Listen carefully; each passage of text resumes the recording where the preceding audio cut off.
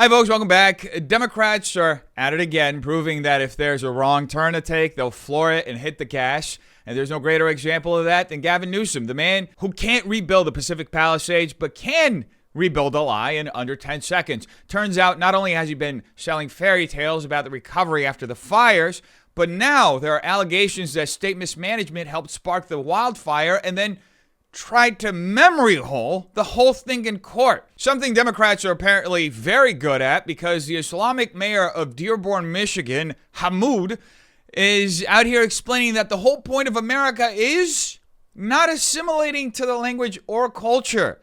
Apparently, melting pots are offensive now, and the new goal is a linguistic free-for-all with no shared anything. Because what you often hear that's accompanied with that is, well, you must assimilate. What? I shouldn't put out a magazine that's in 2 languages. Why can't you speak English? Why are my videos subtitled in Arabic? Why is my caption both in English and Arabic? People get frustrated by this. But to me, it's like, I actually disavow the use of the term the melting pot. I actually don't like it. Why? Because in a melting pot, when you're talking about like a soup, everything looks the same. Right. We're the salad bowl. The lettuce is lettuce, the tomato is tomato, the cucumber is cucumber. That makes no sense. And they all complement each other. You're retarded. Look, I'm not going to beat around the bush, folks. If you're in America, learn the culture and speak English. That's the only way to live in this country, or any other country for that matter. And let's be real, America is the only nation on earth where this kind of rhetoric from an elected official is even remotely acceptable. Try moving to Japan, Singapore, or even parts of Europe and refusing to assimilate. In many places, you can't even become a citizen unless at least one parent already is. And even then, your status can still be scrutinized. That reality matters because there's a very specific reason why identitarian leftist groups push this no assimilation nonsense. It's divide and conquer. A hyper-fragmented America lets them carve up society into blocks they can easily manipulate because a unified, culturally confident America is impossible for them to agitate against. If America remains or becomes, again, homogenous enough to share a common culture, their ideological holy war collapses. Since you can't weaponize people against a nation they actually feel connected to. And here's the irony. The left's Marxist identity game is being used as a runway for a theocratic worldview that absolutely does not believe in multiculturalism. Go to any explicitly Islamic state to see how much salad bowl diversity they tolerate. Apostasy is criminalized across multiple countries, and in places like Saudi Arabia, you can absolutely face imprisonment or death for that. So no, folks. This cannot be normalized, especially not by an American mayor. America is for Americans. And I say this as an immigrant whose first language isn't even English. America is for Americans. If you want to come here and turn it into a third world hellhole you supposedly left, get the hell out. I love this country. I love the yellow school buses. I love Thanksgiving. I love Christmas. I love everything that makes America America. That's why I came here. And if you don't like it, if you don't respect this country, or if you want to dismantle it, well, too bad. Just get the hell out. Because, folks, this is a calculated dissolution of America. They want to dissolve this country so they can pick it apart and they can dismantle this union. And there's no greater example of this than New York Mayor Zohran Mamdani, who, unironically, recently said that he will follow international law instead of New York law. You said you would arrest Benjamin Netanyahu based on the 2024 International Court arrest warrant. Next UN General Assembly, as mayor, would you do that?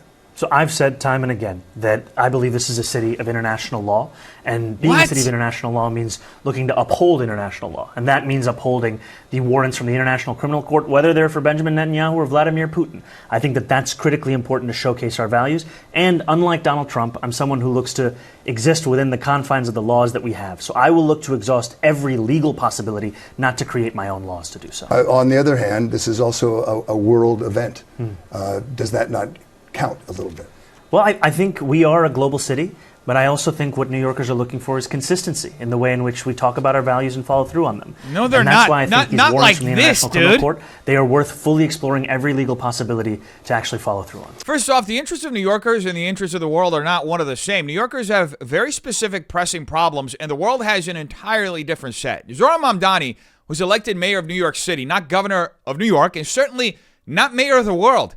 Yet Here he is openly declaring that he'll uphold international law and enforce an ICC arrest warrant against a visiting head of state, even during the UN General Assembly. And the fact that he's proudly saying he'll capitulate to so-called international law and international interests tells you everything about what he actually represents: a broader, coordinated effort to undermine America's sovereignty, American law, American industry, and America's position in the world as the greatest superpower to have ever existed.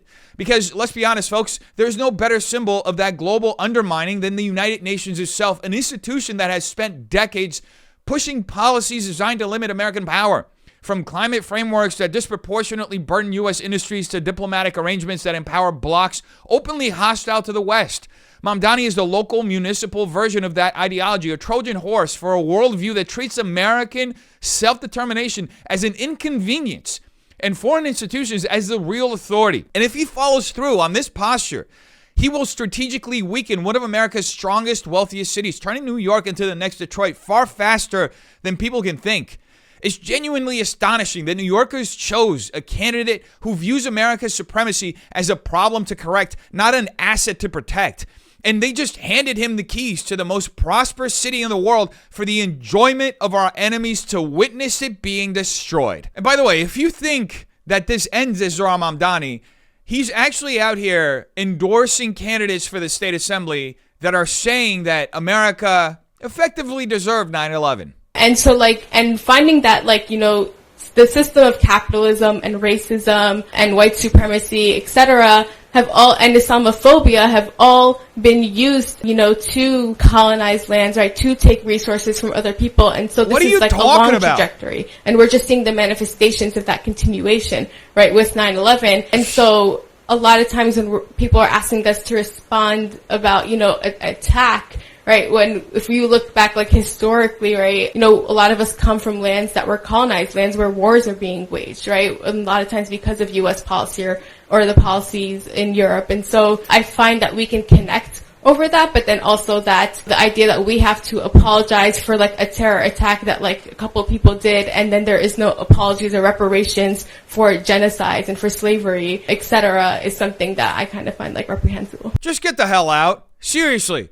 If you're going to run for office in America, in the very city that lived through 9/11, and then turn around and claim that the attack was somehow America's fault because of capitalism, racism, white supremacy, and Islamophobia, then you're not running to represent New Yorkers. You're running to lecture them. You're running for state assembly in Queens, a district that lost hundreds of its own people on 9/11, and you're unironically pushing the idea that America manifested the attack through its supposed unique evil. We're sick of this. We're not going to take it anymore. Nearly 3,000 Americans were murdered that day by Al-Qaeda, an Islamist terrorist organization funded and trained by a network of extreme Islamist groups, not by abstractions like capitalism or whiteness. And if you want to play the historical score-settling game, then let's go all the way back to the conquests where Islamic empires expanded through the Middle East, North Africa, and Europe, to the centuries of Christian communities paying the jizya under foreign rule, to the Reconquista that took roughly 700 to 800 years for Iberian Christians to reclaim their own homeland. My family lived through those wars, and that's why I wear the crosses tattooed on my shoulders, and why you can still go to Ponte de Lima in Portugal and find a village with my last name, because we literally fought and bled to reclaim our land after centuries of occupation and oppressive taxation. These same patterns repeated in Egypt under authoritarian Islamists, in Iran under theocratic rule, and across countless nations and communities crushed under these sorts of regimes that tolerated no dissent. So spare us the revisionism. Americans aren't buying the narrative that our country deserved a terrorist attack. And we're not going to accept candidates who see the United States as the villain while excusing actual atrocities committed around the world by your own people, by Islamic jihadists who are currently genociding Christians in Nigeria. And since we're on the topic of retarded Democrats, Jasmine Crockett is having a full-blown public meltdown that Republicans are now going to release the Epstein files. Yes, folks, as of this moment, the House is voting to release the Epstein files. Yesterday, President Trump said that he wanted the files released, but that doesn't seem to be enough for Jasmine Crockett, who went on CNN and said this about Speaker Mike Johnson. I would cuss, but I'm not going to. I'm going to just say he's full of it. Number one. This is cable. You can cuss. I'm not going to do it, but I am going to say that he is full of, okay, I'm going to do it. He's full of shit. Because here's the thing. Number one. Seriously, dude, whoever thought it would be a good idea to trot Jasmine Crockett onto national television with this over-the-top performative haircut clearly wasn't thinking about substance, because none of this has anything to do with the issue at hand. It's all theatrics. CNN brings her on not to inform anybody, but to let her do this cartoonish routine where she pretends to hold back profanity, then bursts into it anyway so she can justify her hatred of Republicans. Meanwhile, the actual facts, like Republicans pushing to release the Epstein files, Trump saying point blank yesterday that they should be released, and the House literally voting on the disclosure right now at this moment, get completely buried under this retarded act. Those files are going to come out. It's happening. And you know what's going to happen after that? Within a week, the entire media ecosystem and Democrats will memory hole it and move on to the next scripted outrage cycle, because this whole thing isn't about truth or accountability at all. It's political theater. It's an attention economy, and Crockett's whole shtick is a perfect example of how unserious a discourse has become. Big emotions, big language, zero depth, and absolutely no connection to the real issue the American public actually cares about. And there's no greater example of this than in California, where apparently Gavin Newsom was caught with his pants down, and by that I mean he was caught lying again and again and again. And it's really unfortunate because a lot of people are hurting as a result. This all began in the early morning hours of January 1 when an alleged arsonist started the Lockman fire. And we know underground embers reignited 6 days later, starting a second, more devastating fire. That was the Palisades fire. In response to a lawsuit from over 3,000 Palisades residents alleging the state failed to monitor embers from that initial fire, Governor Newsom's office told News Nation the state didn't start this fire. That was an arsonist, and the state wasn't responsible for responding to or monitoring this fire. Now, in new court filings, the state goes further and says the Palisades victims cannot allege that the state had notice of the Lockman fire because it never had notice. State records show a call at 12:27 a.m. on January 1, but with the rest of the incident report redacted, completely blacked out basically, including their response to that call.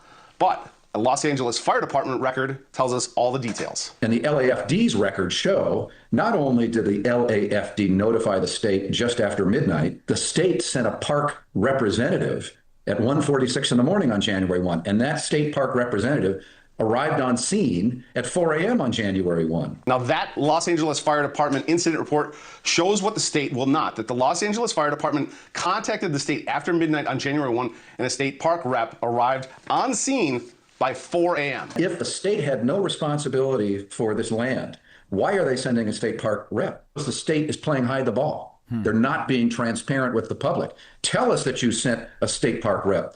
Tell us what that state park rep did. Tell us on the next day, January 2, that you sent another state park rep who directed firefighters and said they couldn't bulldoze. Absolutely no surprise there, folks. Newsom is just covering his gaping lack of accountability. This man cares about one thing and one thing only: Gavin Newsom. Not Californians, not communities burned to the ground, not the families who lost homes on January. And again, 6 days later, just Newsom, just his ambitions, just the next step toward the White House. And what we're seeing in these court filings is the exact same pattern we've watched for years: deny, deflect, redact, and hope the public is too exhausted to keep track. Because when over 3,000 Palisades residents allege that the state failed to monitor smoldering embers after the initial fire, his office immediately says, "Oh, we had no responsibility. We had no notice. The state wasn't involved." Yet the LAFD's own logs show they did notify the state after midnight. And the state did send a park representative at 1:46 a.m. And that rep was on the scene by 4 a.m. You can't claim zero responsibility while literally dispatching state personnel to the incident. This is the broader story of California politics right now: an administration obsessed with narrative management instead of governance, using opacity and PR to paper over structural failures that keep leading to this sort of disaster: wildfires, blackouts, water shortages, spiraling costs, and now seemingly hide the ball games in court to avoid liability. And the saddest part is that Californians have come to expect this behavior. We've been conditioned to shrug at institutional negligence and failure because our leaders have trained us to. Gavin won't face accountability unless the public forces it. And that's the real danger here, folks. Not just a fire, not just a lawsuit, but a political culture that treats transparency and accountability as optional and leadership as a branding exercise. Folks, America will not survive unless we start doing something immediately. There's no more time to wait. We're up against external forces that have embedded themselves inside the Democrat Party with the explicit goal of undoing the country from within, and we're surrounded by self-interested politicians who have built entire machines dedicated not to serving you, but to enriching themselves, empowering themselves, and constructing their own legacy at your expense. Don't fall for it. Demand more. Demand better from the people who claim to represent you. And ask yourself, why is so much of our public outrage redirected toward easy targets? Content creators, commentators, podcasters, the culture war, while the people with actual power keep skating by untouched? Why do ordinary citizens get more scrutiny than the officials making decisions that affect millions? Who benefits from a public too distracted, too exhausted, or too intimidated to challenge the political class? These are the questions we have to face head on, because the future of this country depends on whether we're willing to stop accepting the narratives handed to us and start interrogating the forces shaping them from within. You tell me what you think in the comments down below, folks. Hope you have a terrific day. Peace.